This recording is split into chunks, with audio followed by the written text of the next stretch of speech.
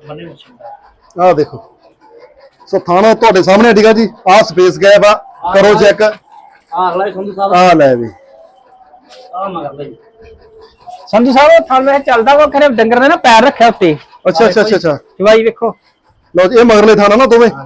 ਲਓ ਵੀ ਇਹ ਮਗਰਲੇ ਥਾਣ ਕਰੋ ਚੈੱਕ ਤੇ ਇਹ ਅਗਲਾ ਥਾਣਾ ਠੀਕ ਆ ਜੀ। ਉੱਪਰਲੇ ਥਾਂ ਚ ਦੁੱਧ ਆਉਂਦਾ ਸੰਧੂ ਸਾਹਿਬ ਦਿਖਾ ਦਿਓ ਆ ਵੇਖੋ ਜਦੋਂ ਪਸਮਾ ਕਰਦੀ ਆ। ਠੀਕ ਆ ਠੀਕ ਆ। ਬਾਟੀ ਦੇ ਵਿੱਚ ਸਿੱਧੀ ਧਾਰ ਪੈਂਦੀ ਹੈ ਕਿਉਂਕਿ ਅਗਲੇ ਨੂੰ ਪਤਾ ਹੋਵੇ ਸਾਰਾ। ਠੀਕ ਆ ਠੀਕ ਆ ਠੀਕ ਆ। ਮਰਿਆ ਨਹੀਂ ਥਾਣਾ ਜਾਨ ਕੇ ਪੂਰਾ ਪੈਰ ਪੂਰਾ ਰੱਖਿਆ ਹੁੰਦਾ ਨਾ ਏਦਾਂ ਚੱਲੀ ਜਾਣਾ ਬਾਟੀ ਦੇ ਉੱਤੇ ਚੱਲੀ ਜਾਣਾ ਜੀ। ਠੀਕ ਆ ਠੀਕ ਆ ਦੁੱਧ ਵੀ ਸਾਫ ਠੀਕ ਆ ਠੀਕ ਆ ਜੀ। ਪੂਰੇ ਬੰਦੀ ਆ ਦੇ ਠੀਕ ਆ ਠੀਕ ਆ ਜੀ। ਲੈ ਵੀ ਦੀਪੇ ਖੋਲੋ ਤੋੜ ਕੇ ਦਿਖਾ ਦਗੇ। ਇਹ ਕੱਲ ਦੀ ਸੂਈ ਆ ਠੀਕ ਆ ਜੀ। ਬੋਲਾ ਕੋਈ 9-10 8-9-10 ਕਿਲੋ ਬੋਲਾ ਹੈ। ਕੱਦ ਵੱਡਾ, ਦੂਜਾ ਮੰਨ ਲਿਓ, ਤੀਜਾ ਮੰਨ ਲਿਓ, ਵੱਛਾ ਮਗਰ। ਬਾਕੀ ਖੋਲ ਕੇ ਤੋੜ ਕੇ ਤਸੱਲੀ ਨਾਲ ਦਿਖਾ ਦਿੰਦੇ ਆ ਤੁਹਾਨੂੰ। ਆ ਦੇਖੋ ਜੀ ਬੱਚਾ ਤੁਰੂਗਾ ਨਾ ਤੋੜ ਲਈ।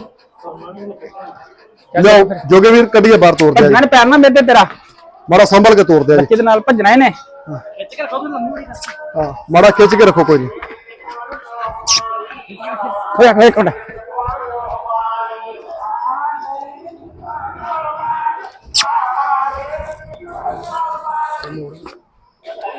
ਦੇਖ ਲੈ ਬਣਾ ਠੀਕ ਆ ਲੈ ਦੀਪੇ ਮੋੜਵਾ ਵੀਰ।